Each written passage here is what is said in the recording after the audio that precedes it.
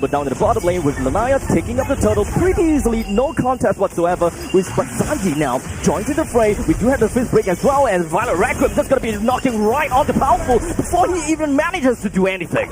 This isn't how you want to play Cat 9. And now, of course, the Violet Requiem is just gonna be landing right on top of Cat 9. It doesn't seem like he has a lot of HP to work with on the fifth crack. Takes him down. Coffin takes the final hit on top of him. Well, Dawn, he does have the vengeance, but he's not gonna get away. As Troll takes out the final one, well, Boyet continues on over to Lanaya, hoping to get a final hit in, but it's not gonna do that. Never mind. Troll picks up the double. My God, They said no more special migration, but he can still pop someone up with the Violet Requiem. Everyone, all hands on deck onto Dawn, brings him down effectively. That is a 1v4 fight while Lanaya focuses onto the turtle. Is Sano building? Is he building a halberd? Oh wow, the collapse on Lanaya. Very resilient. They really want to get a kill down on Lanaya, only for Boyet to get caught after the single dash out of spatial migration. Cuffin just going to be pulling himself right out of the guiding wind over to Troll. Team Falcons 2% is already down to lower than half HP from the side of Red Adam, while the rest of Lanaya just going to be jumping over to the back line. Troll almost going down. As such, finally the first kill credited over to the side of Sanji with Mikey going down. It's a 1-for-1 trade between the gold laner and the rover. But Powerful is going to be the next one down for the count. That's unfortunate. Oh my God!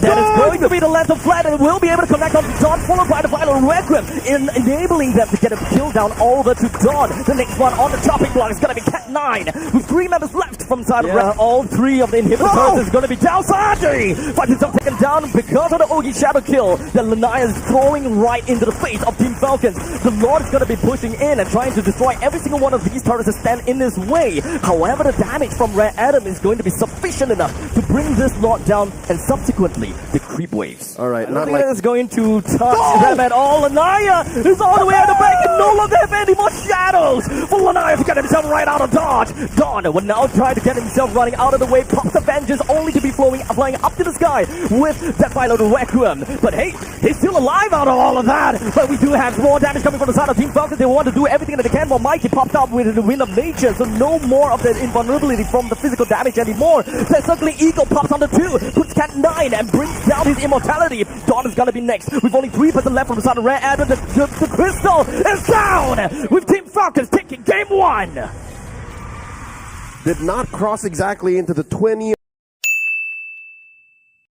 Team Falcons, Turtle now at half health. They also know where Troll is at this point in time, but right now we do have the Feathered Airstrike going to be stopped almost immediately. And it doesn't seem like things are going to be working out too great for the side of Rare Adam, with 2% taken down already, just with a quick move up on top, and that is going to be a suplex right down to the Cat 9. Should have closed the gap then. Oh, there we go. Immediately catch on onto Cat 9, and that kill it's actually a lot faster than I expected. Played the isolation with the Zushin. Here, oh my lord, Boyet dropping the hammer, as I was saying. To be destroyed, and Cat 9 eats a Tsunami Slam again. Troll goes in, gets himself a little bit of a heal, but Mikey picks up that kill, sees the immunity for a tap bit, but Sano makes sure that he seals the deal, flickers himself forward, takes a kill on the Mikey. Now Powerful have got his back against the wall. He's literally got enemies in the front and the back, allowing Cuffin to take one. It's all falling apart. Rare Adam giving up so much more this early on. Re-engage, can they do it?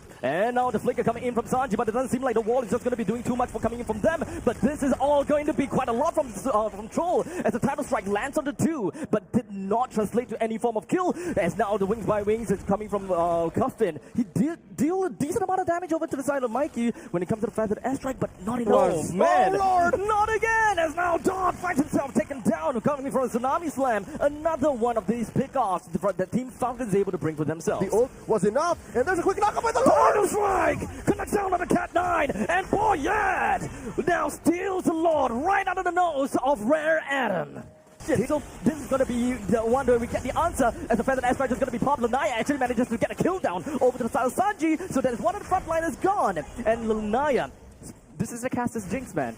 This is where fourth. There's the ult. Both of Lanaya, Falcons holding on to it. Lanaya manages to sidestep away from the flicker coming from the side of Troll, and they will take this opportunity to bring him down as much as possible. And unfortunately, that is not going to be a Tsunami Slam will do anything. Lanaya takes down Boyet as well as the Lord. Rare Adam, they're looking for the opportunity to fight back. It's HP back, and now Cat9 start things off with a stun over to the side of Troll. He's very deep in, but he's not going to care too much. Sanji is just going to be putting himself around to Mikey. Mikey walks away, but a quick little knockup as well as a Tsunami Slam. Immortality is going to be gone. Mikey looks for an opportunity to get out, but unfortunately Cuffin manages with a feathered airstrike. The artillery strike lands right on top, but Sano gets himself right back home. He needs to clear the lanes. He needs to clear the baits as much as possible. Mikey forward. They want to brute force this, as now the members coming from the side of Team Falcons, all of them, 8, the Fury of the Phoenix, as now Cuffin just going to be putting himself right inside of the base, ensuring that he will be able to artillery strike everyone else. The creeps are moving in, and we do have the core taken down by Rare Adam.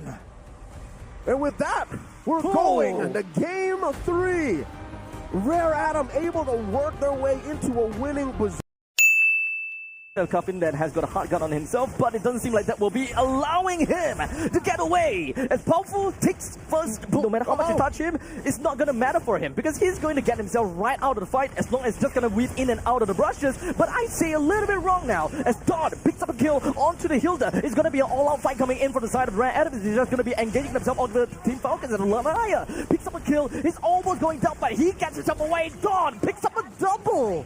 Oh boy! Into the game. Well, in the meantime, Cat9 rolled up over to the side of Sano. They did manage to find a nice stun over to the side of Boyet. He's tanking a lot. He's got a lot of radio stacks. He won't go down that easily, or will he? As Don is just going to be putting himself right into the face of Cuffin. He's just going to be finding himself in a pretty tight spot. But he's going to be fine. A lot more annoying in the mid stages of the game. But for now, he can't survive against Don and Lanaya combo, even with a hot guard. Boyet is still contesting. And here's a fighting chance, maybe? I don't know. As Sanji now finds himself melted down in the heat of the fight. Don is just going to be getting himself as the greatest warriors. Just going to be making his way in over to the side of Boyet. He doesn't have a lot of HP to work with. Mikey! He is just going to be relentless, throwing all the lot more annoying in the mid stages of the game. But for now, he can't survive against Don and Lanaya combo, even with a hot guard.